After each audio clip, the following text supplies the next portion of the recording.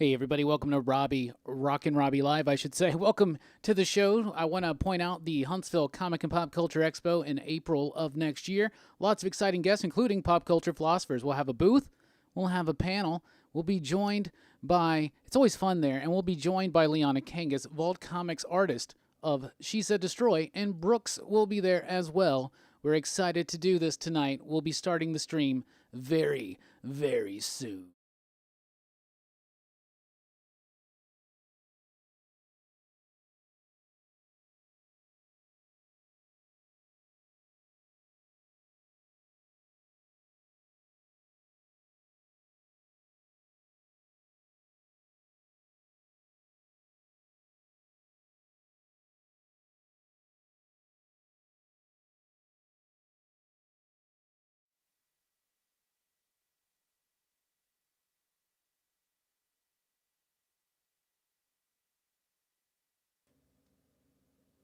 Hey everybody, welcome here to Rockin Robbie Live, here on Pop Culture Philosophers. I am Rockin Robbie Billups, and tonight we're going to be talking about comic books, movies, TV, pop culture, whatever you want to chat about it. Your comments drive the conversation. So get those questions in, get them in right now, and let's start the conversation. How is everybody doing? I hope everybody had a fantastic Thanksgiving. Bueller, thank you for being here.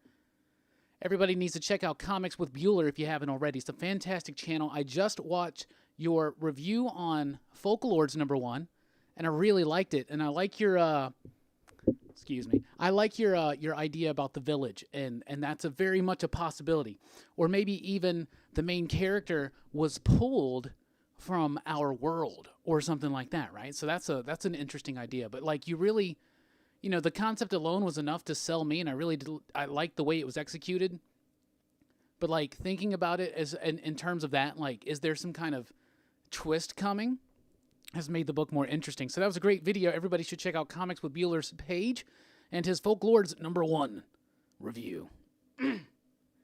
How's everybody doing? Get your comments in. Once you're in here, let me know you're in here. What's up, CMA Thunder? First, CMA Thunder. Yeah, it does suck that the Cowboys lost.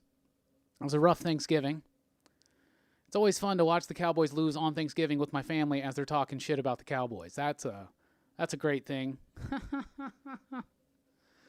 But my Auburn Tigers won last night against the Crimson Tide. So that's pretty dope. What's up, S Squared?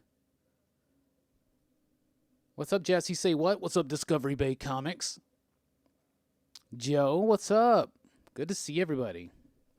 Mandalorian Episode 4, a little let down, in my opinion.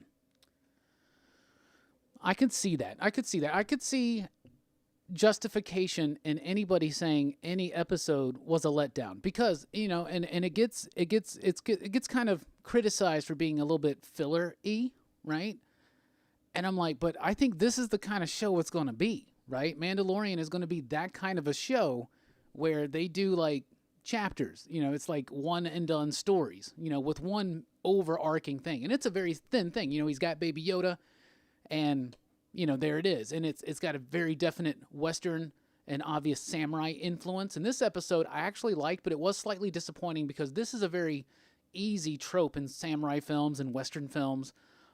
It's the whole idea of the Wolves of Kala, which is part of the Dark Tower series by Stephen King. But the idea of these bounty hunters or these mercenaries or whatever having to go and protect a town, a village, from an outside opposing force, that's a very common trope, right? So you see it in a lot of fiction. It's what Magnificent Seven is. You know what I'm saying? Seven Samurai. They're the same movie. Because of the time span on this show, there was very little time to actually do that. You know what I'm saying? So they did an abbreviated version of something that we've already seen, but we were expecting because it's a very common Western samurai trope, which this is what The Mandalorian is, and what kind of Star Wars is in its purest form. They're basically Western stories. They're samurai stories, but they're just repurposed for a space sci-fi fantasy. You know, and that's why I like some of the things. That's why, for instance, I like Solo. After the stream tonight, I'm rewatching Solo because I'm watching through the Star Wars film because we're doing another Star Wars podcast because there's been quite a few movies since the last time we did one. We're going to do the podcast the weekend Rise of Skywalker comes out so that we have seen that movie. That way we have watched all available Star Wars movies up until that point. And so every time we do a podcast, a lot of us revisit movies because we want them fresh on our brain, especially when we're coming together with the top five. And there's way more Star Wars movies now to do a top five, so I think a lot of people will have more of a different top five now. Anyway, I'm watching it in timeline chronological order, which is really nifty. So that means the next one, I just finished the prequel trilogy.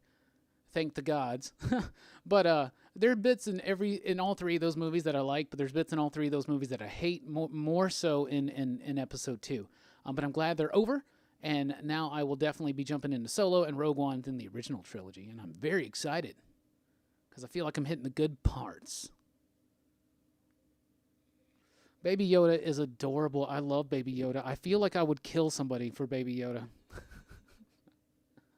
That's a weird thing to say, isn't it? Everybody hit that thumbs up button and get in on the conversation. Let us know. Let's start talking about comic books, movies, pop culture more. You want to talk about The Mandalorian? You want to talk about Rick and Morty? You want to talk about Castle Rock? You want to talk about... I haven't seen Knives Out, so, it's been a busy holiday. Once again, I hope everybody had a fantastic Thanksgiving, especially if you celebrate. If you don't, I still hope you had a great Thursday. I really do. Oh, Bueller, I like a good twist, too. That's always good. Fantastic stuff. Have you ever read the book Maxwell's Demons? It's written by Dennis Camp with Vittorio Astoni on the artwork. It's a Vault comic. It's actually the first Vault comic I ever read. Dennis is such a super cool dude. So is Vittorio and Aditya Bidikar. That's the letterer. It's a fantastic book. It's got a really good twist. Don't let it be spoiled before you read it. I think you should check it out. It's available in graphic novel now, all 5 issues in one bound edition. But the one thing I did like about Mandalorian 4 was, what's her name? Gina something or another, right? The former trooper that he runs across in that village. She's badass. That was such a cool character. One of the more interesting characters that we've seen in that show, aside from the Mandalorian himself, and of course Baby Yoda. Baby Yoda is life right now, in my opinion. Anybody watching Mandalorian? What are you thinking about it? What do you think about episode 4? Good or bad? No spoilers.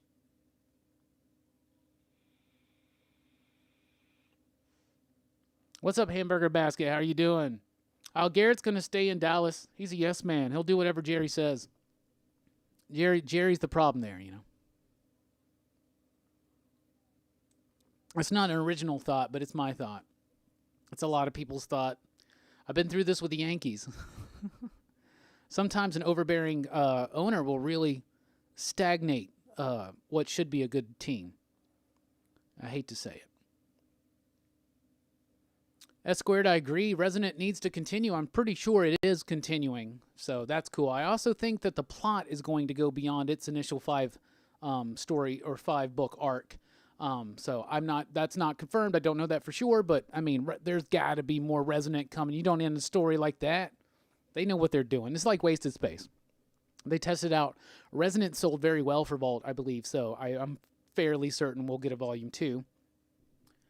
And I also really do think that the plot's continuing. I think I saw the trade paperback solicitation and it said book 1 on it. Now, I know a lot of them are listed, like Friendo was listed as volume 1. I don't think there's going to be more Friendo. There's going to be more new and exciting things from White Noise, and that's really cool. But I do think Resonant is definitely continuing.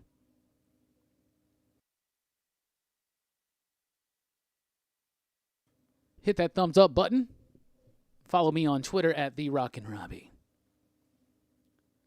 Let's see here. What's up, Hermione? How are you doing?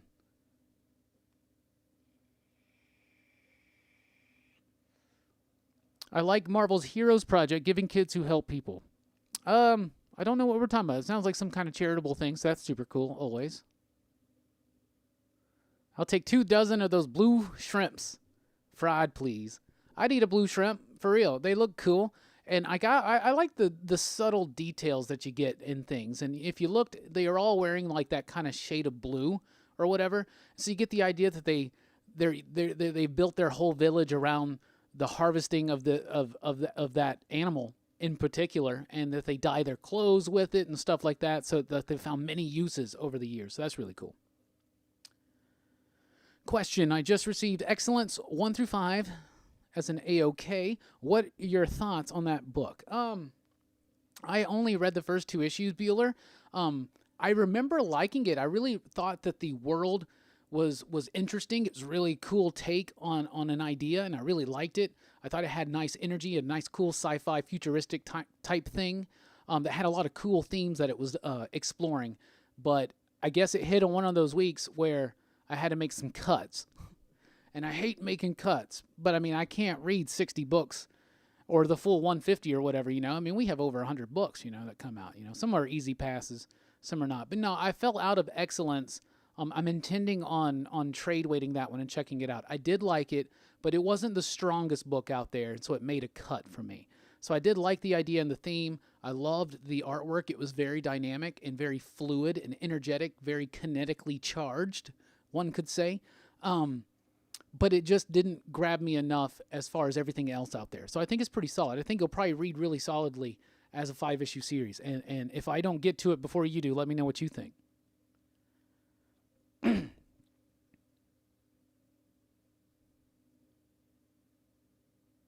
Discovery Bay Comics says, I'm all caught up on my X-Men and I'm considering which title to drop. Too many titles. If you have too many titles, my recommendation, first of all, would be to drop the ones that don't resonate with you fully. To me, the obvious choice for me personally would be Excalibur, but the problem is I'm still very fascinated by Excalibur. I like this magical side to the X universe. I want to know what's going on with Apocalypse. Fortunately, I'm in a position where I can read it without buying it, but I also feel like I want to continue to buy it because ultimately, in the long run, I want the full set. And that, you know, it's easier to unload a full set, for instance, right? But ultimately, I don't know. I think a lot of the books, I think X-Force is the most important outside of X-Men. So X-Men's the most important, then X-Force. And I personally really like Marauders. Fallen Angels is really good. I'm liking it a lot, but it's not going to tie so much into the main story. Ultimately, all of it's going to tie in some kind of way, but it seems like X-Men and X-Force, and maybe even Marauders, that's where we're going to get more of the gist of the full-on story, if that makes sense. CMA Thunder says, my X titles, X-Men and X-Force. Yeah, there you go. Have you read the new Picard? I loved it so much. Can't wait for the next one. Do you know when the next one comes out? The next one, Bradley, I believe, comes out in 4 weeks. So I think it's a once-a-month book, and IDW is pretty spot on with their schedule on those licensed books like that. I thought it was all right. I really enjoyed the Star Trek books more, reading them later on in big chunks. Because of the amount that I read every week, they kind of get lost in the shuffle. So in that week, you know, this last week, we had some really good books, and Picard was okay. It was interesting. I'm a big Trek guy. You know, I'm a huge Star Trek guy. That's actually tied into our question of the week that we'll get on later in the show. But I think that those books are really, really fun to read later on. So I think I'm going to trade weight Picard. I'm part of the Eagle Moss graphic novel Star Trek subscribership. That's like super nerd flex, I guess, right there. But basically hardcovers of every single published ever Star Trek comic book, including the Gold Key stuff, the DC, the Marvel, the IDW, and it's been really fun. So eventually I'll get a hardcover of that. That will probably years from now because you only get 2 books a month. But it's a fun thing. And if you're into Star Trek comic books, I highly recommend that you check it out. And the spines of the hardcover make this badass like Star Trek battle scene with like warbirds and birds of prey and Federation ships and shit like that. Super cool. Let me readjust this mic. It's pissing me off right now.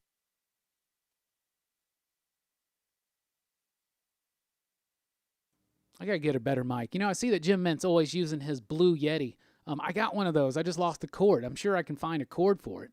But every time I used it, it was like it was picking up so much in the room. I just need to figure it out, I guess. Let me get 4 more hours in the day. Hey, 90MF Comics is here. What's up, Chad? How are you doing, buddy? Good to see you in here. YouTube is 90. Yankees ownership is one of the better ones in sports. Hermione, I get it. I think today they are. But when George was there, I mean, George halted a lot of stuff. Now, I'm not discounting the 90s and the Tory years, you know what I'm saying? But that was a real struggle. But I mean, look at the way Steinbrenner treated Billy Martin. And you just think about the championships maybe we lost that we could have had. He really just, like, when I was growing up, the Yankees, we were not like the high point of baseball. It's kind of like we were like the Cowboys now, but we were just in the 80s. The Yankees were just terrible, basically. Growing up a Yankees fan, I really got into Yankees because of the legacy. I love those characters. Those characters. What were we talking about? A comic book? This is real life. I love those players: Babe Ruth, Joe DiMaggio, and Lou Gehrig in particular. Yogi Berra, Mickey Mantle, Whitey Ford, all those cats. So Reggie Jackson. Huge Yankees fan. Have been for most of my life. There came the day in 1996 where I had to definitively decide between the Yankees or the Braves, and I chose the Yankees, and I feel like I chose correctly. But yeah, I think they have great ownership nowadays. And I really like Cashman, too, as the GM. I was actually surprised by The Mandalorian. I like the simplicity. Less is more. Yeah, I agree. I really like the dialogue. It's less is more dialogue. It's a very stripped-down story. It has room to breathe. It's world building, but it's also doing it so subtly. And I really like it. I think it's great. Well, it seems like most Vault comics are 5 issues, Hamburger Basket. But some things will keep going. There's going to be more Vagrant and Queen coming, for instance. Wasted Space has gone well beyond 5. So books that sell well, that people respond significantly well to, will go beyond and above. And I'm pretty sure Resonant and Plot are pretty dope. Yeah, the art on Resonant is awesome. What is it? Alejandro Aragon? Fantastic artist and a cool dude. I've had interactions with him on Twitter. Super cool cat. Let's see. I've gotten a little bit behind. Let's check it out. What's up, Eddie? What you doing? How you doing? Oh, Hamburger, I'm totally reading Something is Killing the Children. I love that book. That book is amazing. I think we're only 3 issues in, so there's still a lot to go. And have I read issue 4? I don't think I've read issue 4 yet. I kept getting early looks at it from Boom, and so now I got confused. Anyway, I think it's to date right now where you got to let it pay off, right? But I think it's Tiny's best work. I really do. 90MF Comics. I'm loving X-Force personally. What's up, Rod? How are you doing? Yeah, I do use Comixology. I do like a digital comic here and there because it's really, it's hard to pass up on some of those deals. You know what I'm saying? And so I think a great way to read comics is to collect some, to buy some, to hold on to some, to sell some, and to check out some digitally. And, especially some of the older school stuff. When those Epic collections hit those crazy deals where you get them for like $5 or something, it's hard to pass that up. But yeah, I do use Comixology. Plus, they got some original content. And I have a Comixology membership, and I've not used it for months.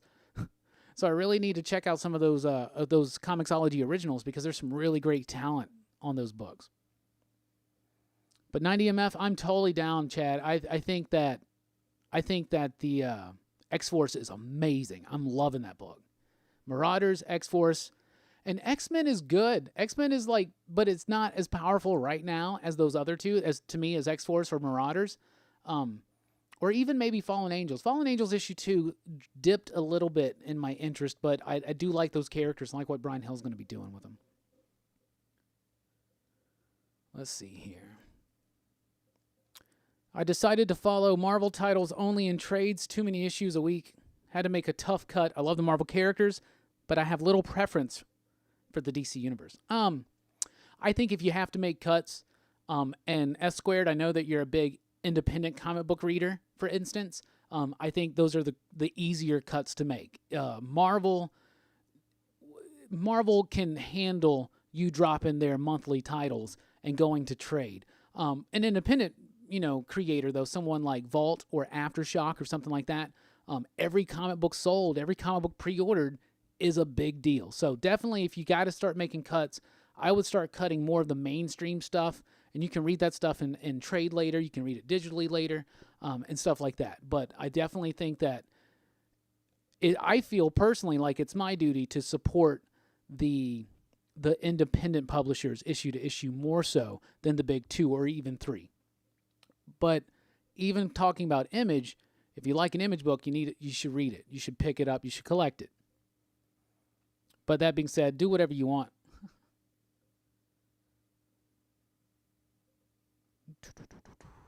What's up, Adam? I had a great Thanksgiving. I watched the Cowboys lose, and my family was talking shit about it all the time. Yeah, but it was good. I got to hang out with my family, my sisters, Debbie and Cindy in particular, my brother Michael, my stepfather Donnie, his wife Gail. I had a lot of fun there.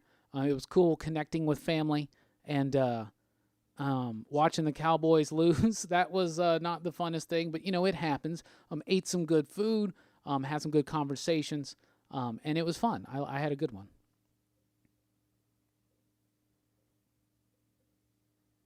Had to make some cuts to my reading list also because I started reading Olympia, and that title's really cool. Yeah, it is. That's really good stuff. Hey, Robbie, what's your favorite Star Wars comic book runs? I boxcar games, haven't read a whole lot of Star Wars comic books. I do think the Jason Aaron stuff was good, what I've read, but I'm way behind on that stuff, and I know it's not Aaron anymore. I know it's Gillen. Now it's passed on to a new writer. Is it Spurrier? I don't remember. No, it's, is it Pack? It's Greg Pak, right? Anyway, I really do, though, really like Star Wars Legacy and Knights of the Old Republic. Those are two ones from the Dark Horse days that I really do like, and I like them a lot. But I've never read some of the classics. I hear Dark Empire is a big one, but I've never actually read it.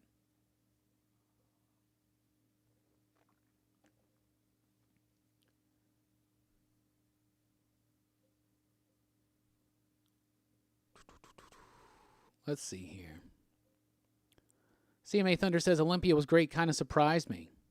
X2 Maddox? Thank you. Thank you for that. I'll check into that. Damn Yankees. Yeah, Olympia number 2 is great. I've read the first 4 issues of Olympia, and it just gets better. Let's see. If there was no wild card, some of those Yankee teams would have made it. I got you. I get that.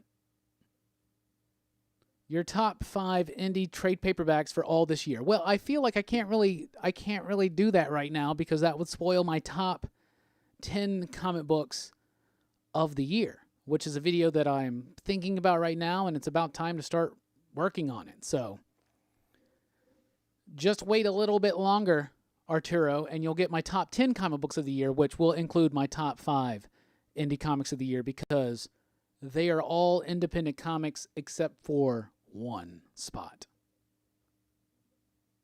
As of right now, we'll see. The list is still shifting and changing.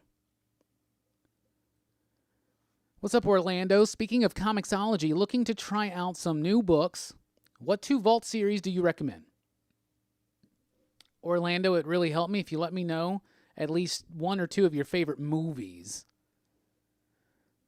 And I could pick, I could get some good ones.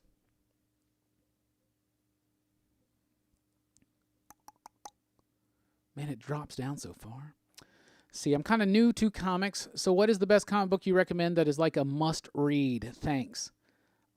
If you're trying to get into superhero-y, more stuff like that, I would recommend Batman Year One.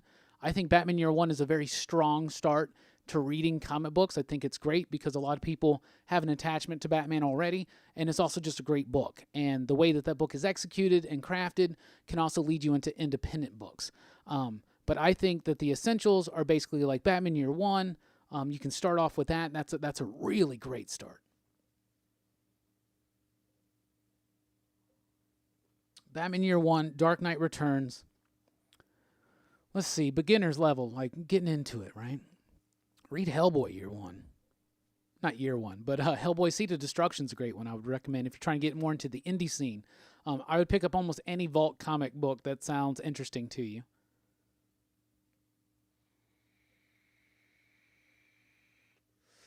Gideon Falls, S Squared, that's one of the best books of the year.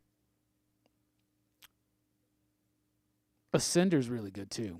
I'll tell you what though, Arturo, I don't want to spoil my top 10 of the year, but everybody else, if you want to give out your top 5 independent titles of the year that are available in collected trade paperbacks, let us know.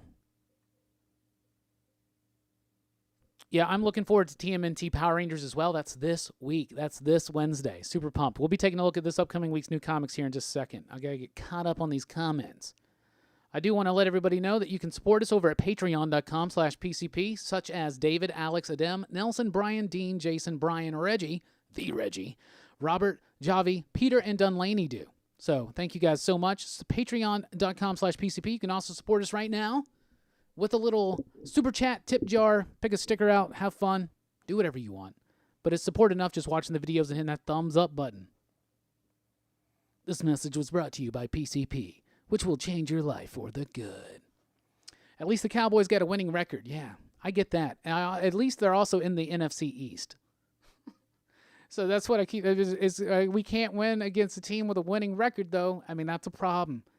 Because all the teams in the playoffs are going to have winning records. So that's going to be a problem. Donny Cates on Thor could be epic. I have read the first issue of Donny Cates' Thor run. FOC was this last Monday, so they sent a lot of shops. They sent all the shops a PDF of it. And it's awesome. It's big. Can't really talk too much about it. But I think people like it, and I think people will be talking about it. 90, you're right. Both Vader runs are amazing. And I don't typically like Charles Soule's work, but I really liked his Vader run, and I really liked the Gillen run. Amazing stuff. That's really good. Yeah, you're right. That's some really good stuff. Out of the Marvel stuff, I think that's the strongest.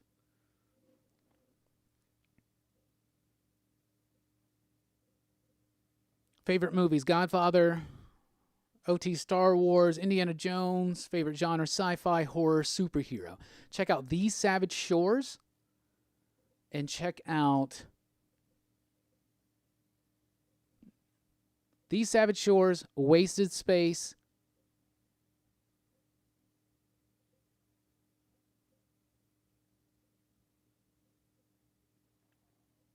and it's not in trade yet, but The Plot. Yeah, those are the three I would give you. The Plot, These Savage Shores, and The Plot. Maxwell's Demons as well. Ed Brubaker's Captain America is a great introduction into reading. That's some really good, solid stuff. Everybody's giving Gideon Falls some love. That is a fantastic book. It made my number 1 pick of my top 10 last year. Maybe it will show back up this year.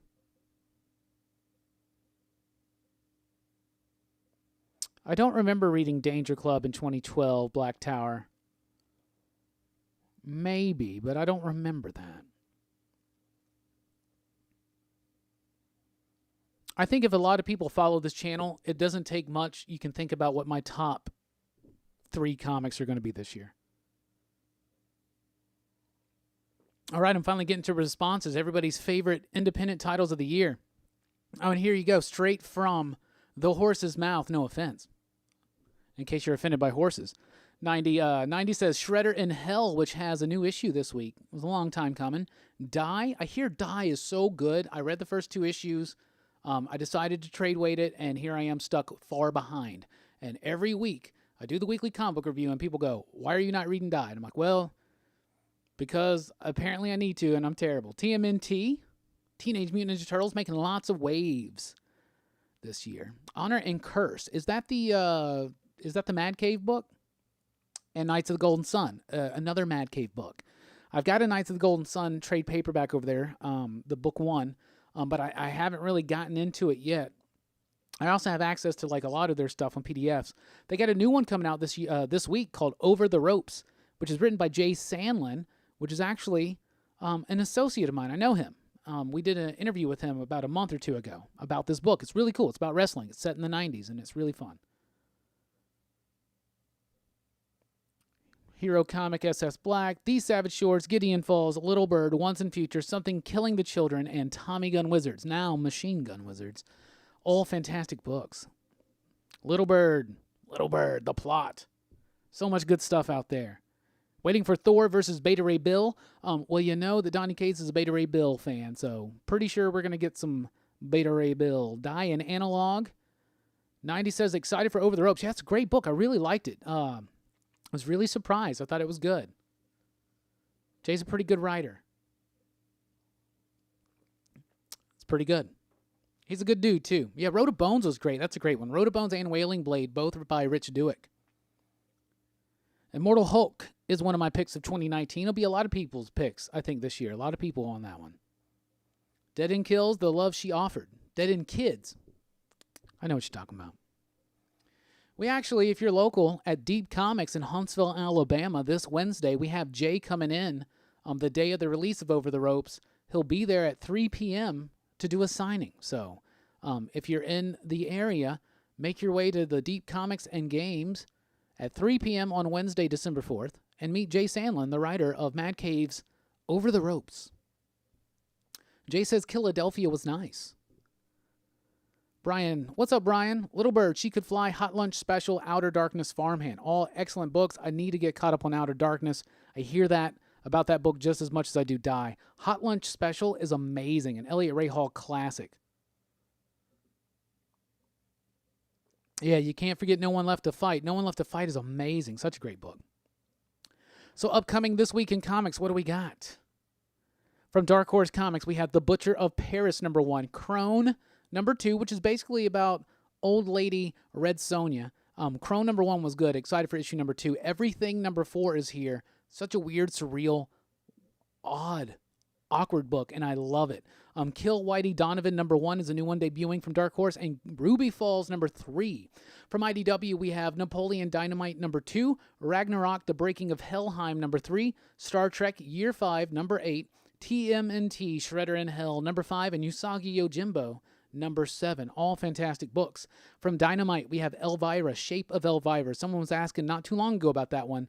#4, Red Sonja #11, Vengeance of Vampirella #3, and my really super excited about James Bond #1. It's written by Vita Ayala and Danny Lore, and they are two absolutely fantastic people, and I'm really excited to see their take on James Bond. I met Vita Ayala in October in Memphis at the Comic Expo there, and they are so pumped and ready for this book, and so am I. In fact, I have a picture from when I met Vita Ayala right there. Me, Brian, Liana, and Vita. They were very pumped for their James Bond run coming out this week. And so am I. From Boom Studios, we have Buffy the Vampire Slayer #10, continuing the Hellmouth story. Ghosted in LA #6, Dark Crystal Age of Resistance #3, Power Rangers Teenage Mutant Ninja Turtles #1. I'm so pumped for that. And Strange Skies over East Berlin #3, another one of my favorite books of this year so far. Boom is killing it. Boom is killing it. From other smaller publishers, we have Animosity #25, Archie 709, Archie vs. Predator 2 #4, Dark Ark After the Flood #2, Headless #4, Midnight Vista #4 from Elliot Ray Hall, Over the Ropes #1 from Mad Cave Studios, as we talked about, Psylords #7, and from Michael Morisi and Frank Thierry, Vampironica New Blood #1. I got an early look at it, haven't checked it out yet, but I'm definitely going to be doing that tomorrow. Fantastic. That's all the independent small press type stuff coming out. We'll look at Image, DC, and Marvel here in just a second. So get your comments in. Let us know what's up, what you want to talk about. And let us know what your favorite comic book of last week was. Mine was Plot #3. I absolutely love that book. I thought it was the best issue of the book yet. The story's getting really deep. Lots of character work. Moody, atmospheric artwork by Hickson and Boyd. I absolutely love it. Fantastic book.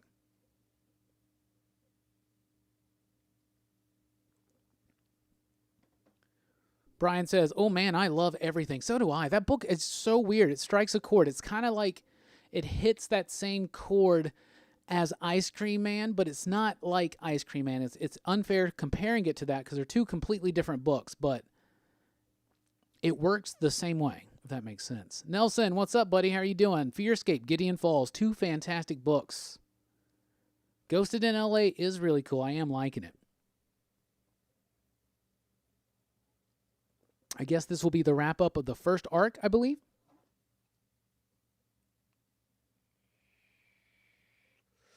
All right, everybody, we're about to start talking about what's coming up in Image Comics this week, but let us know what your favorite book of the week was last week. What was your pick of the week? Mine was The Plot #3 from Vault Comics, Michael Morisi, Tim Daniel, Jordan Boyd, Joshua Hickson, Jim Campbell. So let us know, what was your favorite comic book of last week? From Image Comics this week, we have 20XX #1. It's a new one debuting. We have Copra #3 out this week. Dead Eyes #3. Death or Glory #7. Die number 10, which I'm still not caught up on. Manifest Destiny number 39. Nomen Omen number 3. Spawn number 303. Hey, record-breaking 303, I should say. Is every issue now going to say record-breaking? It should. That's a light week for Image, but it's a good week. Some solid stuff. Some stuff I'm behind on.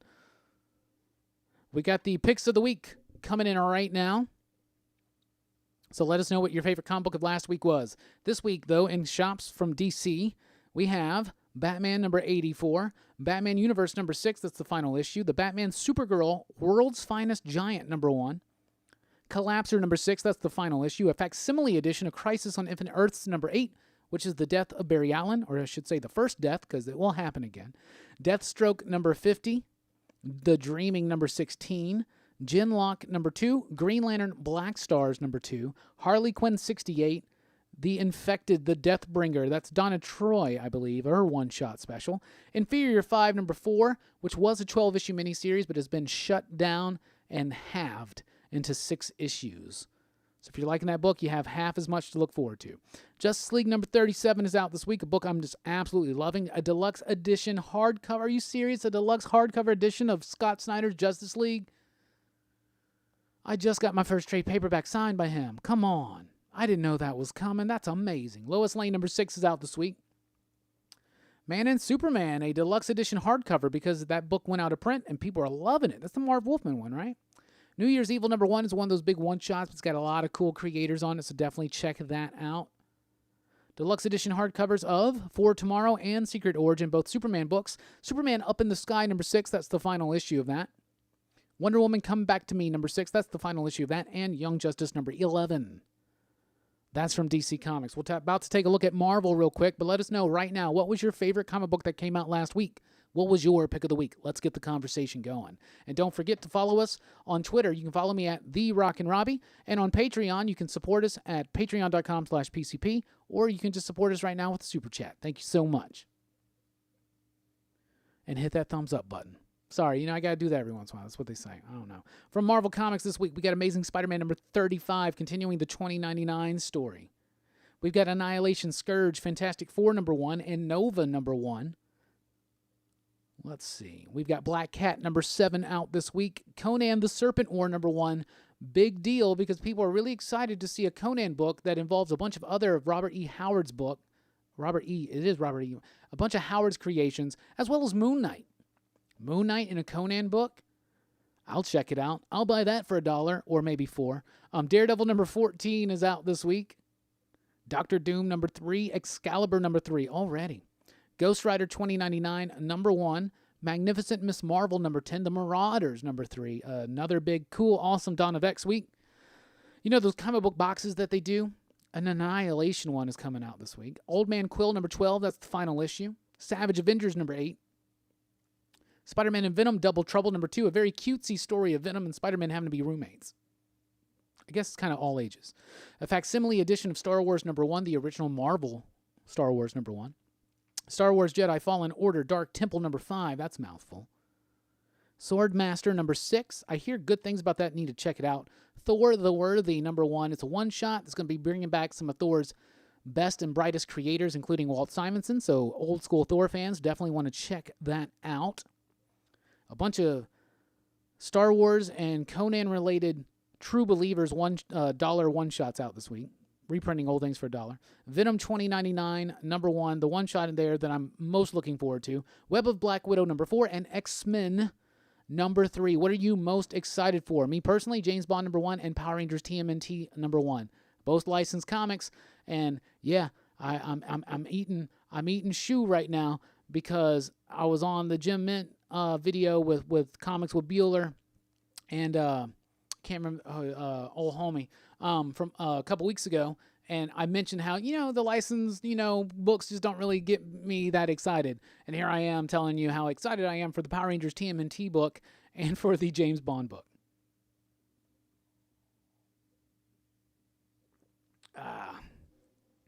All right now we're asking everybody, what is your favorite comic book of last week? So let's look at the picks.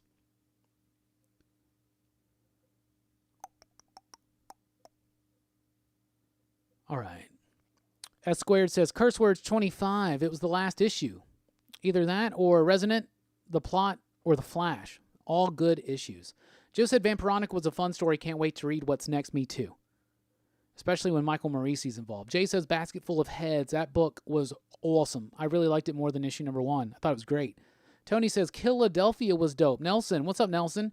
Nelson says X-Force was my pick of the week. Possibly the best Dawn of X book. I can dig that.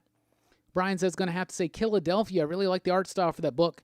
They did the splattery shadows. Yeah, it's kind of like an urban horror vampire thing. I really liked it. I thought it was decent. So I may continue to check it out. Hamburger Basket says, the plot number 3 was so eerie. Pick of the week. I agree. CMA Thunder. Thunder rolls. Gotta do it every once in a while. Probably Basket Full of Heads number 2. Great book. One God Tank says X-Force number 2 was fire. Joe says X-Force. 90 says, well, I guess it's Venom 20. It's the only thing I've been able to read during the holiday week. It's a lot of busy week for a lot of people. There's a lot of fantastic stuff. I thought Venom number 20 really set up some really cool stuff, and I'm not trying to spoil anything right now, but I'm a big fan of the Hickman Fantastic Four run, so I'm very, very giddy and excited to see what Donny Cates going to do with his revelation at the end of Venom number 20. Is it just me, or is the upcoming new comic book day smaller than usual? Can I just say thank the gods? I'm looking forward to a light week. I think a lot of us are. If you look at Hamburger Basket's comment. Yeah, catch-up time. That's right. Bitterroot Volume 1 trade. That's a great book. I love Bitterroot. There'll be more Bitterroot coming in 2020. Plus, they got picked up for a TV show or something, right? I read 5 issues of Oblivion Song to finally catch up. And Lisa Leone is the unsung star of the book. Great color artist. Oblivion Song pops with color. I need to get caught up on that. I'm trying. As I'm trying to get caught up on all these books, I'm catching up on things like Superman and about to start a catch-up reread of Teenage Mutant Ninja Turtles. Get caught up on that book to see what 90's always hollering about. I hear great things about it. Annalisa, okay, I got you. Yo, what's up, Comics Missed Explained? Just got done with my show. You got to start later so I can watch from the beginning. Just being selfish. Yeah, maybe we will one day. Sometimes it's necessary, right? Rita versus the Shredder. Yeah, that could be cool, right? 90 did read X-Force. Forgot, great read. Yeah, that was really cool stuff. I really liked it. See you, Nelson. Have a good one, homie. We'll catch you on the replay. Nelson is one of our supporters over at Patreon, so right now I want to give a big shout-out to all of them. David, Alex, Adim, Nelson, Brian, Dean, Jason, Brian, Reggie, The Reggie, Robert, Javi, Peter, and Dunlaney. We really do appreciate it. Sounds like Marauders and X-Force are the X-books to keep an eye on. Yeah, and don't sleep on X-Men, because that's going to be... Everything that's happened in X-Men so far is a big deal. Number 1 was setting up the Summers family. Number 2 was setting up something really interesting as far as Apocalypse goes. It's going to lead into everything, right? So that's really cool. I'm very excited to see what's going to happen in issue number 3 this week. What's up, George? How are you doing? Everybody say, hey, George. Right now we're asking everybody what your favorite book of the week was last week.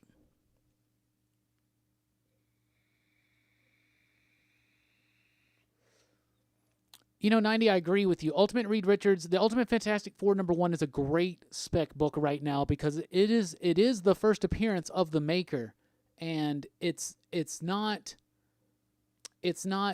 very expensive right now. It's like a $10 book at best. At most shops you can find it for cover or below. So that is a great spec book. The problem is there are a lot of them out there. But I've got one because I have every Fantastic Four comic published since Fantastic Four 150, and I've got a bunch before that, but I'm still lacking about 120 issues. That's my favorite comic book of all time, Fantastic Four. But I probably should buy a few more, because if they pick up on that, and I guarantee you, once the MCU picks up on that, I would not be surprised to see the maker and the Council of Reeds.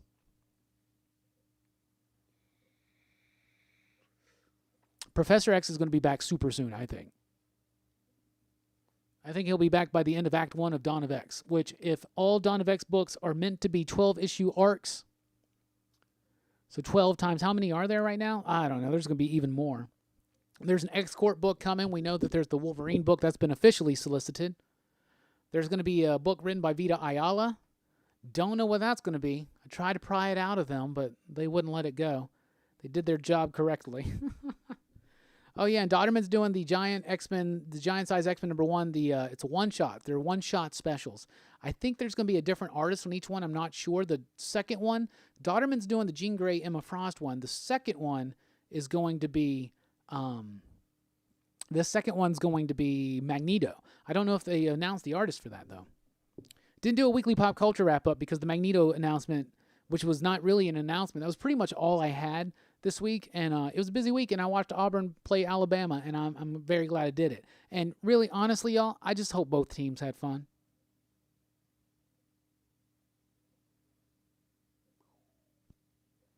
In that Ultimate FF run, you also get the first Marvel Zombies. Yes, you do. You know, so Ultimate Marvel was a very interesting experiment. And I worked at a comic shop. I owned a comic shop, actually, when that came out. Ben Oliver on Magneto. That's really cool, Brett. How are you doing, by the way? So the Ultimate books were really good. I think Ultimate Spider-Man is probably one of the best comic books of the modern era. I think it's a great superhero story from start to finish. Really, really, I do. And then Mark Millar's X-Men run was amazing. The first 2 volumes of Ultimates were awesome. His Ultimate Avengers were pretty decent. Some great moments there with Blade, for instance. But the Ultimate Fantastic Four run was interesting because you had Bendis did the first bit. I think it was Bendis and Miller that were co-writing, right?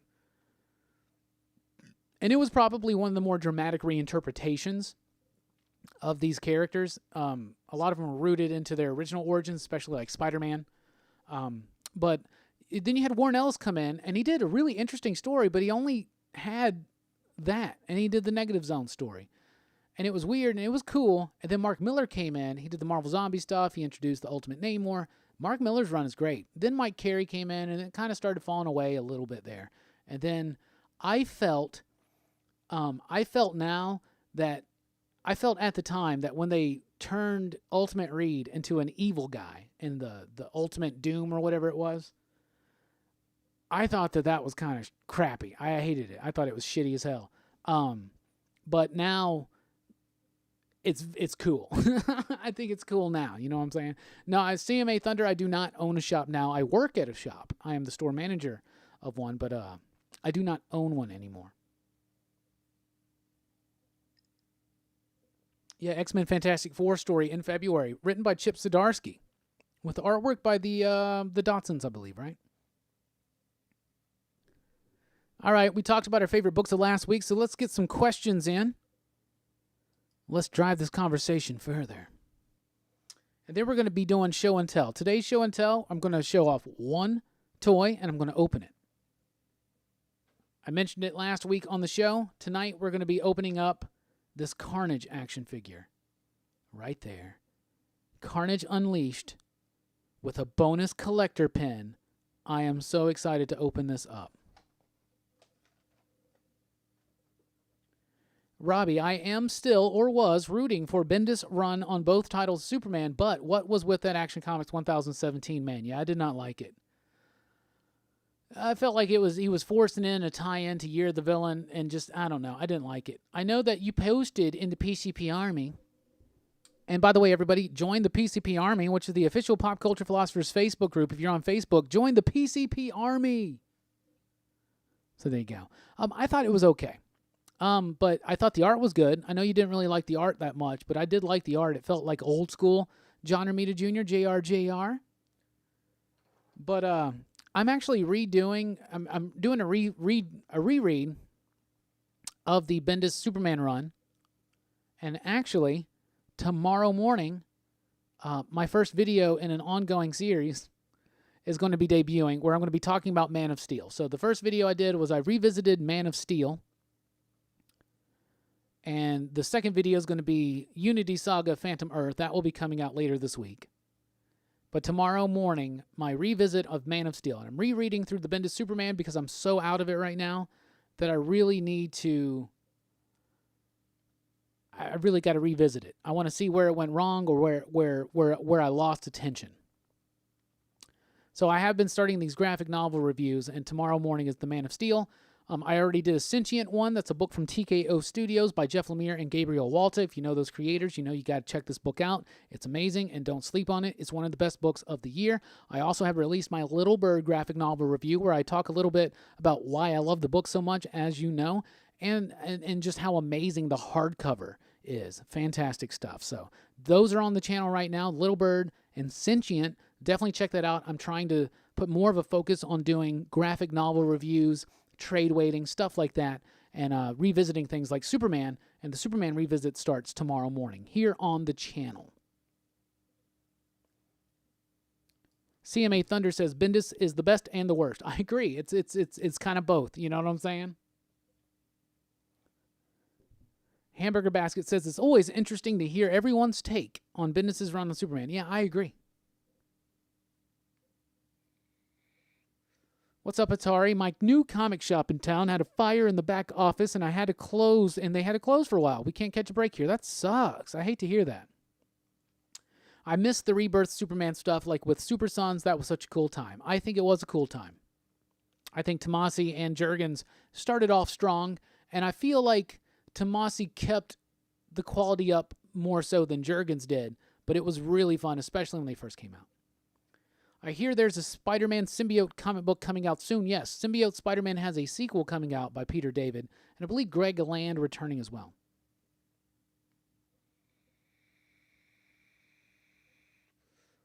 No, 90, I'm right there with you. I think Superman, or Super Sons was amazing. I loved Super Sons. I miss it. One of the worst things about Bendis' run so far has been the up-aging of Jonathan. I'm typically not against stuff like that. That's how we got Cable. That's how we got Psylord for a while. That's the grown-up version or the teenage version of Franklin Richards from the 90s, Paul Ryan, Tom DeFalco run, which underrated in my opinion. Yeah, I really thought, and yeah, Gleason's over at Marvel now, and I think that one of the reasons why Gleason went over to Marvel is because he got booted off of Superman. Bendis came over to DC and he wanted to do Superman, and they had a long-term. I think they had a longer-term plan, and they got pulled off of it, and I think that's kind of messed it up.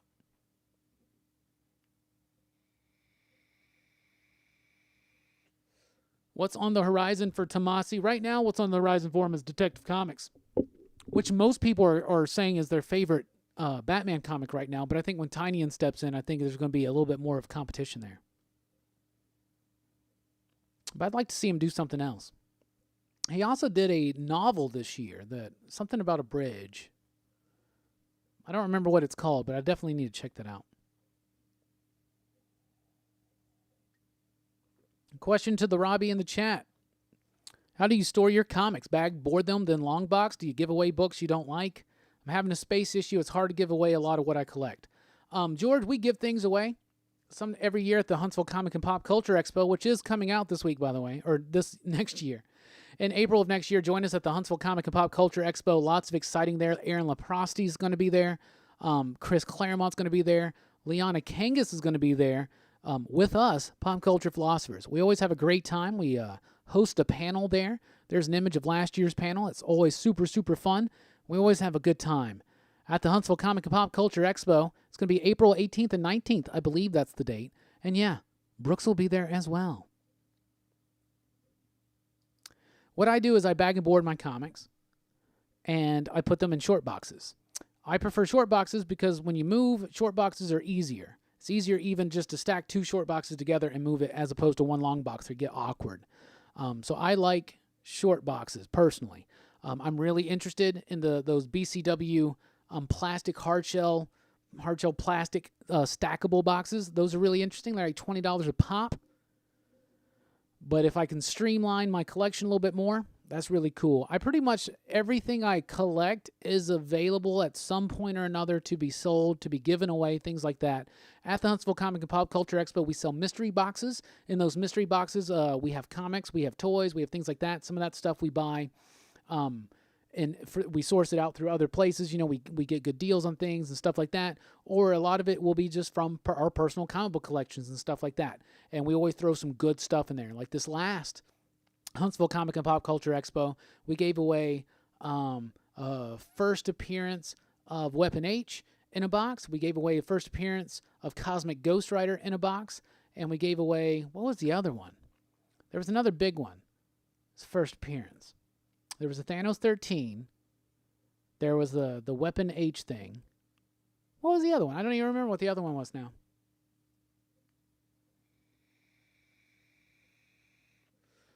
But I always bag and board. I pretty much bag and board my comics before I even leave the comic shop. Personally. Rob, what do you think on Tom King's run on Batman? Overall, I like it. I like the direction. I think it's gone on too long. I think he's had too much time. I think he's had a lot of wasted space in it.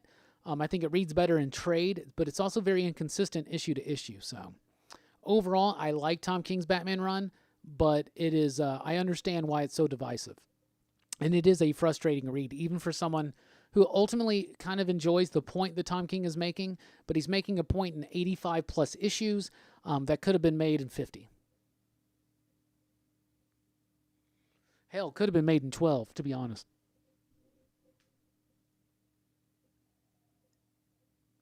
Yeah, I like those art short boxes. Those are really cool.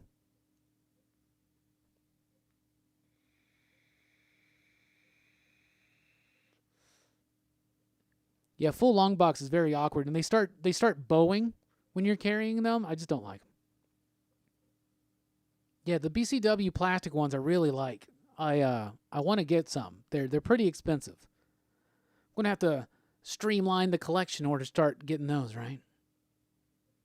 But everything aside from my Fantastic Four run, I'm always willing to sell or give away, depending. I got a bin-up issue of Black Science 26 in the mail today. They used the bottom of an Amazon box with the bins in it. Oh, that sucks. That does suck, Brian. All right, y'all, we're nearing the end of the show. I'm going to ask the question of the week now. I said it was Star Trek related, and it is. You know, everybody's been hype on Mandalorian right now, and some people are, it's a lukewarm reception upcoming for the Rise of Skywalker. I personally am pumped for Rise of Skywalker. I'm always excited for a new Star Wars movie. Sometimes they disappoint, sometimes they don't. But we're liking The Mandalorian, but you guys know I'm more of a Star Trek guy. So I want to know, those of you right now, hit that thumbs up button and let me know, which do you prefer, Star Trek or Star Wars? And let me know why. And the reason why I'm asking this question is because the very first year that we ever did a panel at the Huntsville Comic and Pop Culture Expo, this was the very first question we were ever asked. We were like, nobody's going to know who we are. This wasn't this one, by the way. This was last year. Everybody here knew who we were, and they had plenty of questions for us. It was awesome. But the first year, we were really worried that nobody would know. We went into this room, and the room was full. It was a small room, but the room was full. And the first question we were asked is, what do you like more, Star Trek or Star Wars, and why? And so, yeah, that's why that's why I'm asking that right now. I want to know. Me personally, I like Star Trek more. It's just me personally. I like more science fiction-driven things. Star Wars is more fantasy-driven to me. So Star Trek resonates more with me. I like that vision of the future. I like that vision of humanity. I like the exploration aspect of it. I really just love Star Trek, and I love the expansive nature of its universe. And it's been able to tell a lot of stories through the TV series, mini TV series, through the great, so many novels of Star Trek that add in things, and of course animated series and comic books and stuff like that. That being said, I don't think you have to choose one or the other. I like both. But what do you like better and why? CMA Thunder says, a Trekkie all the way. I prefer Trekker. But that's apples and oranges, like Nick says. Star Wars and Star Trek, though, are very different. And I think the thing is, if you're more of a fantasy-leaning person, I think you like Star Wars. You resonate with that better. And I think you respond more to Star Trek if you like a little bit more science fiction. Y'all get the difference? That's something we talked about on our Star Wars podcast. By the way, if you've never checked out our podcast, you can find all the episodes. You can download them. It's at popculturephilosophers.com. We're also on iTunes and other services like that. And a lot of the PCP Army are more into Star Wars, it seems. And a lot of the excitable PCP crew is into Star Wars. But me and Justin, of course, are big proponents of Star Trek. 90 says, I'm a Star Wars guy myself. Heck yeah. Hamburger Basket says, respect for both Trek and Wars, but Star Trek takes the cake so many classic movies and shows from the past. Deep Space Nine all the way. DS9 is my jam. DS9 and TNG. There's something I like about every Star Trek series, except for Enterprise. So, yeah, but those are my two favorites. Eddie says, Star Wars, lightsabers. Other Eddie says, you don't like The Mandalorian? By the way, I like Star Wars more. Both Eddies voting for Star Wars, and I'm loving The Mandalorian. I think it's great. 4 episodes in, and I'm digging it so much. And Baby Yoda is life. Black Tower says Star Trek. Trek peeps don't get along with Star Wars peeps? Yeah, we do. We got to have that Star Alliance. You remember that? George Takei was doing that. Although I do still remember waiting in line at 77 at the theater for Star Wars. Yeah, I get that. For me, it was 97. It was the special edition, but it was the first time I got to see Star Wars in the theater, and it was a big deal to me. It was also my first solo movie-going experience. I was like 16, something like that.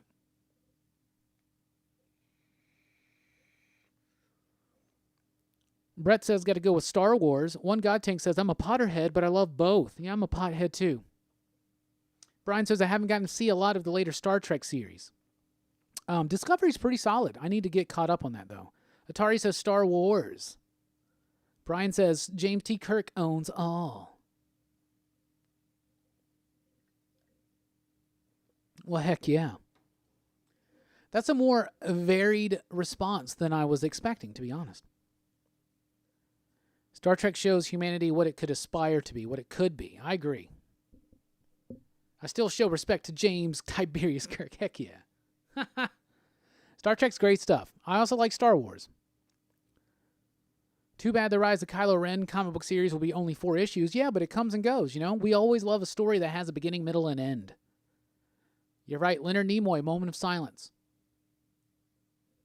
In fact, a moment of silence for every lost actor, writer, crew member, producer, director from Star Trek or Star Wars.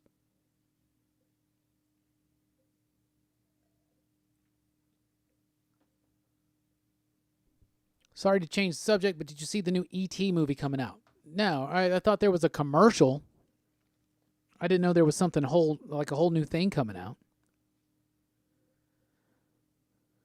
I like the Star Trek universe, but the show always felt cheesy and poorly done. Can't speak for the movies, but the show's always left a bad taste, which caused me not to give the movies a chance. The movies have a higher production quality on some things. I get what you're saying. I would argue that some could say that about Star Wars, though. I like the Star Wars universe, but the movies always felt cheesy and poorly done. I think both are amazing properties. I think they're both very different. They get lumped up together, I think, because they both have star in their name. 2 different properties. 2 completely different methods of storytelling. 90, though, with the best comment, I vote Spaceballs. That, my friend, is the correct answer. And with that, we're about to move on to Show and Tell. Yeah, what was his name? What was John Candy's character's name? I don't remember. I remember Pizza the Hut. 60s there. Yeah, I'm not the biggest original series fan. I think it's okay. I fell more in love with Kirk and Spock and the crew in the movies, of which I love and adore the motion picture. I know a lot of people don't. Wrath of Khan's badass. Search for Spock's okay. Voyage Home is dumb but funny and one of the better ones. Final Frontier to me is the worst. Undiscovered Country is really cool. I like it. Then you have Generations, which is a little weak, but it was interesting enough if you're a Star Trek fan. First Contact's one of my favorites. Insurrection is just like a longer episode of Next Gen, but it's decent. And Nemesis is struggling to just rise above Final Frontier is the worst. Barf, that's right. Yeah, that comb the desert thing. Man, I ain't seen shit. I love that whole scene. Yeah, I think one of the biggest tragedies of the Star Wars prequels is them killing Darth Maul in the first one so quickly. But he did survive, and he shows up in Clone Wars and apparently Rebels. And yes, he's at the end of Solo. Spoilers. Man, I ain't seen shit. I love that movie. So I'm a huge Mel Brooks guy. I love Mel Brooks so much. The Producers is one of my favorite, whether it's the original film or whether it's the musical. I love it. Brian, I've never watched Stargate, and members of the Excitable PCP crew, James Lineback and Justin Goldsmith, have always tried to get me to get into Stargate and Farscape, but I never did. I kept refusing. When my homies try to let me know, when my homies try to like pressure me into like watching something, like the rebellious nature inside comes out and is just like, no. Man, I ain't found shit. Everybody, why? So that's everybody's favorite part? That's hilarious. That's hilarious. I also love History of the World. Oh my God, part 1. Coming up, Jews in space. Oh my goodness, it's so funny. Mel Brooks to me is the best. I love his work. See, I watched the Stargate movie when I was a kid, but I didn't get it. Now that I have a lot more interest in things like alternative histories and don't worry, it's not a shades night. Ancient alien stuff like that. Now that you know more about that, it seems a little bit more interesting. So, do you have to watch the movie before you watch the show? Is like the show like a reinterpretation? Is it kind of like a Buffy thing where it doesn't really matter, but it could if you really think about it? Is it necessary to rewatch Stargate the movie before you watch the show? Or is it just something that maybe you should do anyway? I don't know. Everybody hit that thumbs up button. We're nearing the end of the broadcast tonight. We're about to do the show and tell. We've had a lot of fun tonight. It's always a fun night here on Rockin Robbie Live. I do want to point out to everybody that we are on patreon.com/PCP. You can help support the channel. We are, of course, also on Twitter. You can find me there at The Rockin Robbie and join the PCP Army. That's the official Pop Culture Philosophers Facebook group.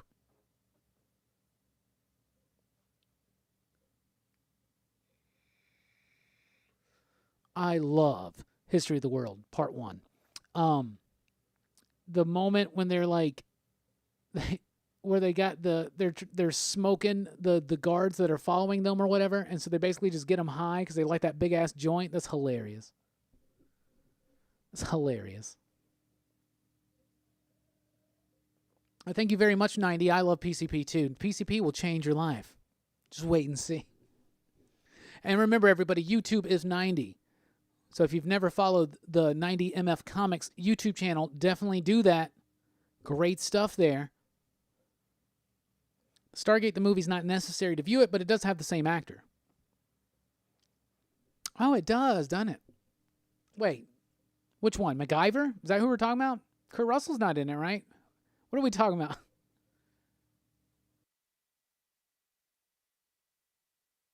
Hey, CMA Thunder, thank you so much for the super chat. I thought we were going to break our streak of live streams without a super chat. Or with one. So thank you so much. I don't like PCP stuff makes you think you're Superman. You're right. You're right. Oh, 90, don't be so humble. When we did that first show over at Jim's channel, I really thought you were fantastically awesome. And I've checked out your videos, and you guys do some great stuff there. I want to see some more of it. Keep it going. And I got my Changes Constant graphic novel over there of Teenage Mutant Ninja Turtles to read. And you're the reason for that. Seriously, check out 90MF Comics. In fact, check out all this great community we have here. This positive YouTube comic book community. People like 90MF Comics. People like Jim Mint Collectibles. People like Comics with Bueller. People like The Boy Who Had 7. Check them out. This is such a fantastic community, and I'm honored to be a part of it. And yeah, Kier, PCP will make you think you're Superman. But maybe that's not always a bad thing. You know what I'm saying? Yeah, I plan on, as I'm going to read the trade paperbacks, and as I do one, I pretty much have made a decision that every trade paperback I read, unless it's for, or hardcover or whatever, unless it's for specifically Comics Revisited, which we're so close to finishing up season 2. So close. So my new plan is when I read something, I'm going to definitely do a video about it. So I plan on doing a video of my reread and retread through TMNT and get caught up on that. It may take a while, but I'll do it. I think it'll be worth it. Thank you very much, Rod. Thanks from Australia. Heck yeah. The thunder from down under.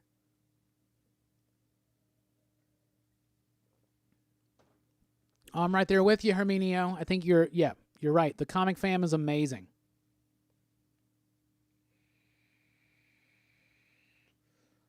We all need to get a comic channel to 1 million subscribers, PCP, like the gamer channels. Surely somebody has, right? Hasn't surely like Comics Explained or Comic Storian, one of them, right? Somebody's got to at least be close, right? One of those big dogs, right? Jim Mint just crossed 40,000, y'all. 40,000. I can't even imagine having 40,000 subscribers. I can't imagine there are 40,000 of us. But surely there are. So yes, please do share this channel along with all these other great channels we've been talking about, and help grow the channel. We just crossed 5,000 not too long ago, and we're already on our way to 6,000. And I have high hopes that in 2020 we're going to hit 10. So let's keep it going. Brian says he really likes the Comic Tropes guy. I've seen a couple of his videos. It pops up on my feed all the time. I have subscribed. I need to check out more of his video, though. 90 says Variant Comics. I think I've seen their stuff. Are they up on 1 million? Is that what you're saying? All right, guys. It's time. Yeah, Variant's comic channel's in the millions. There you go. Yeah, so somebody is. But yeah, please do help PCP get to 1 million subscribers. That would be cool. I guarantee you if I had 1 million subscribers, I'd be doing videos every goddamn day.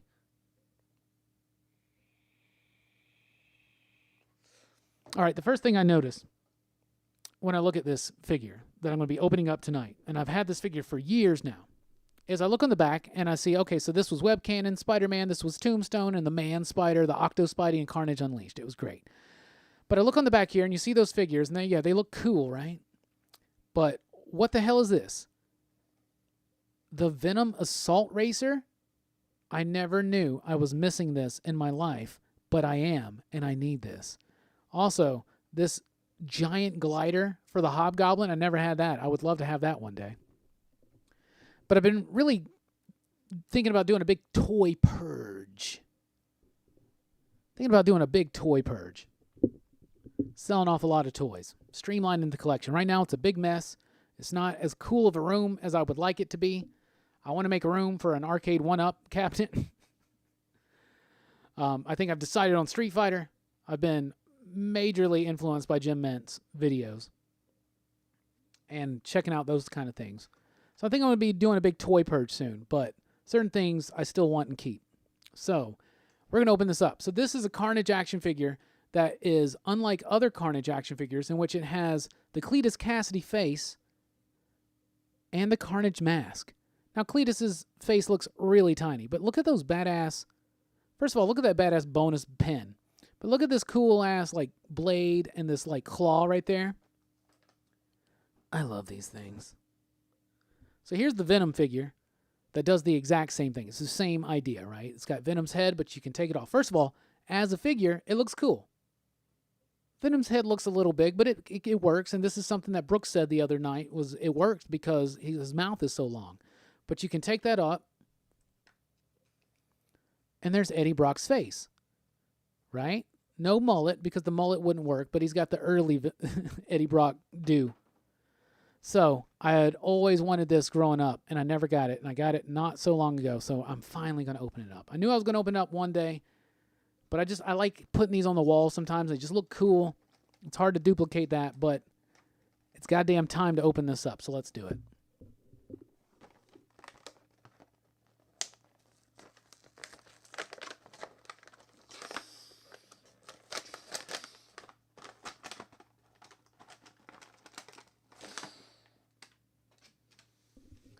Part of me is kind of hurting right now. Yeah, 90, flat top. Yeah, total flat top. Brian says I need a toy purge too, don't we all? This is from the 90s animated series line. Yeah. which in the 90s, any Carnage or Venom thing was pretty much inspired by Mark Bagley. Mark Bagley, co-creator of Carnage. Street Fighter 1-Up would be my go-to if I had room. Yeah, I just beat Street Fighter 2, so I went back a couple weeks ago and I started playing some Street Fighter 2 again. Super Street Fighter 2, actually, the new challengers. And I finally beat it today with Ryu, so that's nice. Working on Blanca next. But it was nice because the first time I picked that up like a couple weeks ago, I got my ass kicked. And it was very embarrassing. I still have not remastered Mortal Kombat, though. So we're going to take a look at this and open it up. I'm really excited to have this badass bonus collector pin.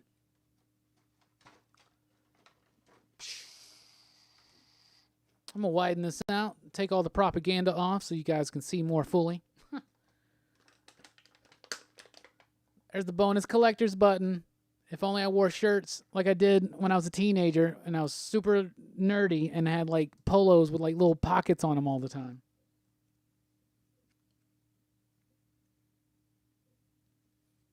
Yeah, there you go. What is that's so awkward. Anyway. All right, let's take out this blade.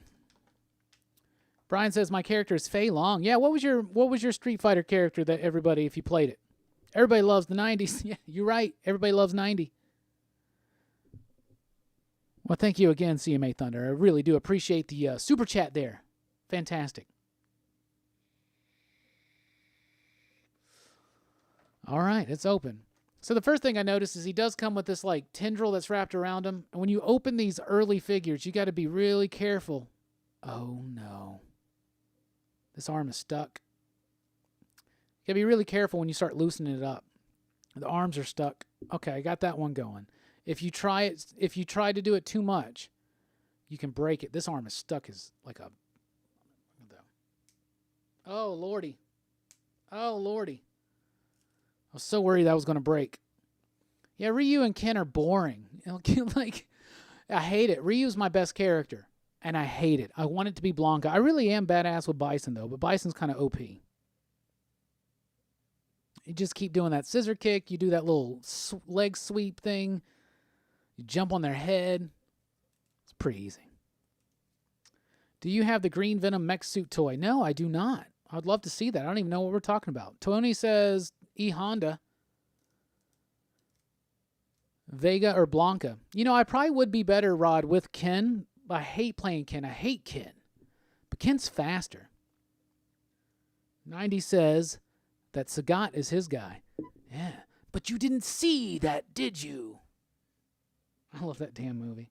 So he's got this tendril wrapped around him. I guess you could unravel that and do whatever you wanted to with it. I'm just going to keep it there for now because it's just too much of a mess.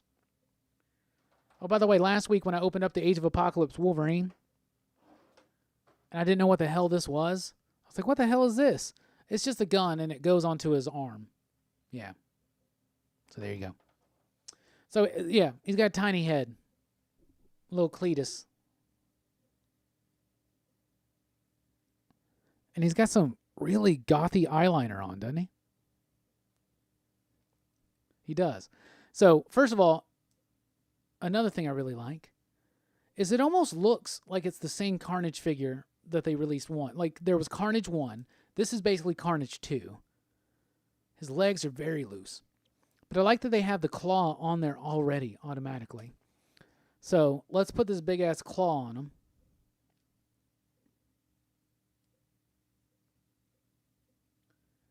I mean, that's pretty dope. That's pretty dope. There's an Iceman figure that kind of did the same thing. That was really cool. Don't have that one. Let's put this little blade thing on him.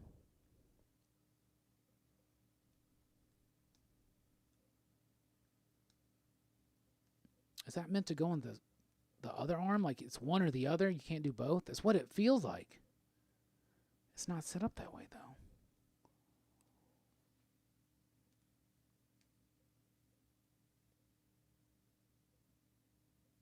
Yeah, that's it. It really doesn't. This one does not fit on as well as this one, and that looks badass. All right, so let's put the Carnage head on it, and if it's like the Venom, the head may look small. And just how badass is this? Because as I've said many times, I used to have to use a Hulk Hogan action figure with my Venom figure to be the Eddie Brock, right? So let's get this on there and see what happens. They're really tight fits, by the way. These things are rubbery. Oh, okay. Here we go. That looks kind of weird.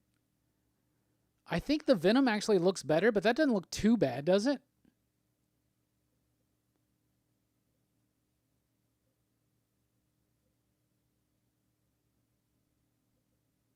Doesn't look too bad. The coloring is different. It's a little bit more obvious, especially on the back there. It sticks out. The Venom one, once you get the head on, kind of looks a little bit more cleaner. Or I should say a little bit more clean.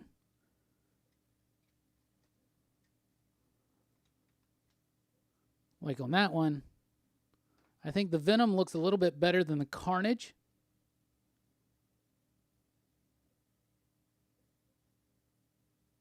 Especially in the back. But still both really cool figures. Yeah, I like them. I'm glad I opened that up. Maybe it can be worked in a certain way. It doesn't look as good as the Venom, though. It really doesn't. I actually think I liked it better in package, so damn. Anyway, let's see. Never seen any Street Fighter movie all the way through. The Van Damme one is, yeah, I love that movie. Guile was fun to run, but I'm more of an MK2 guy. MK2. Who was your player on MK2? Mine was Reptile. Once again, I'm better with Liu Kang, and I hate it so much, but I like playing with Reptile. I was great with Chun-Li. I was never good with her. I could never quite get it. Yeah, channeling his inner Ozzy. Yeah, I want to pull that out because I really like his eyeliner. Like, there's no reason to put that on here. There's no reason, but it does just make him look bonkers insane. It does. It makes him look bonkers. I'm just really glad that I have a Carnage and a Venom now, that I can pull their masks off, because that was cool. You know, in the comic books, whenever they would take off their little mask and the symbiote would do its thing and they'd have their normal head sticking out, it's not wanting to focus there. That was fun. It was always fun, so it's cool to replicate that. Of course, I don't play with these things quite like I used to, but they probably rule my life more now. But whatever. It's the Ozzy Carnage ratio variant action figure, yeah. Brian liked Raiden. Scorpion had that air throw. It was great. Raiden. I liked playing with Raiden too. Baraka. 90. If me and you would have played Mortal Kombat 2 back in the day, I would have hated you. I hated Baraka. So cheesy with that damn... My buddy played Baraka, and he was the cheesiest fighter. My buddy was like that, though. We used to play Street Fighter. This is my buddy George. My buddy George would always pick the ring that he could kick you out of, and he would get Lizard Man, and he would just kick you the fuck out. That'd be it. That's what he did. Oh, the tree stage on MK2. What about? I love the pit. I love the pit of acid or whatever, and you could uppercut people into it. That was always fun. I like playing Raiden though. My favorite is actually Ultimate MK3, because it's got the most characters and it's really fun and fast. But Mortal Kombat 2 is amazing. Mortal Kombat was revolutionary and game-changing. It was a big deal. Literally game-changing. But it doesn't hold up as well as MK2 or MK3 Ultimate, right? Kano, I don't think Kano was in MK2, because Sonya wasn't, right? Because is it Kano and Sonya that are captured by Shao Kahn, even in that one scene that you see? Cyrax. Killer Instinct is amazing. So was Primal Rage. I was playing some Primal Rage the other day. I was just button mashing. I couldn't remember shit. I made it through 3 people, or 3 dinosaurs or whatever, and got killed. Oh, the blood. Yeah, the blood was amazing. The blood was amazing. You know, I never played the Mortal Kombat where you could get those extra characters like that. The last Mortal Kombat I actually played was I guess it was 10. What's the one that came out after MK versus DC? whatever that one was. I don't know if it was 9 or 10 or whatever. I don't have a current system. I don't really play too much, so. Yeah, ABACABB. We all knew that, right? Well, that took me back. So we're at the end of the show, so get any final thoughts, questions, comments, concerns, and all that stuff in before I start plugging all of our stuff again. Hit that thumbs up button if you haven't already. We will be at the Huntsville Comic and Pop Culture Expo in April of 2020. Lots of exciting guests like Chris Claremont, like Jason David Frank, including PCP. We'll have a panel there. There's a picture of our panel from last year. It's always a fun time at the Huntsville Comic and Pop Culture Expo at the VBC in Huntsville, Alabama. This year we'll have Liana Kangas, Vault comic book artist from She Said Destroy. Will be there with us, as well as Brooks the Magnificent. Don't forget, tomorrow I got my graphic novel review for Man of Steel, my Bendis Superman revisit, and right now live on the channel, Sentient, which is part of TKO Studios' Wave 2 books. This is one of the best books of the year. You do not want to sleep on this. Do not want to miss it. Little Bird, the graphic novel review. It's a beautiful hardcover edition. I talk about that. Both of those videos are on the channel right now. Black Stars Above was tremendous. Thank you so much. And thank you, Cure. No Vault comics out this week, but I'm sure there will be some coming soon, including a new Creature feature. Thank you, 90. I really do appreciate that. Once again, you can follow me on Twitter at @TheRockinRobbie. You can join the PCP Army. That's the official Pop Culture Philosophers Facebook group. We have a lot of fun there, talking about news, sharing funny memes, and just having a good old pop culture time. The PCP Army. You can support us over at Patreon.com/PCP, such as David, Alex, Adem, Nelson, Brian, Dean, Jason, Brian, Reggie, the Reggie, Robert, Javi, Peter, and Delaney do. So thank you guys so much. I really do appreciate all the support, all the thumbs up, all the super chats, just watching the videos, sharing the channel. We really do appreciate it. Like I said, that Superman video will be up tomorrow morning, and then late Tuesday night, we will have the weekly comic book review. And maybe I'll have one where, if it's only like 30 or less comics, it will be up a lot sooner. Of course, if you want early access, we release an audio version of the weekly comic book review hours before it releases on YouTube. You can find that at patreon.com/PCP. So thank you guys so much. I had a lot of fun rocking with you. We'll see you next time here at Pop Culture Philosophers. Keep on reading. Keep on living. Keep on being. And keep on carnaging. Sure, why not? Tiny Head Carnage.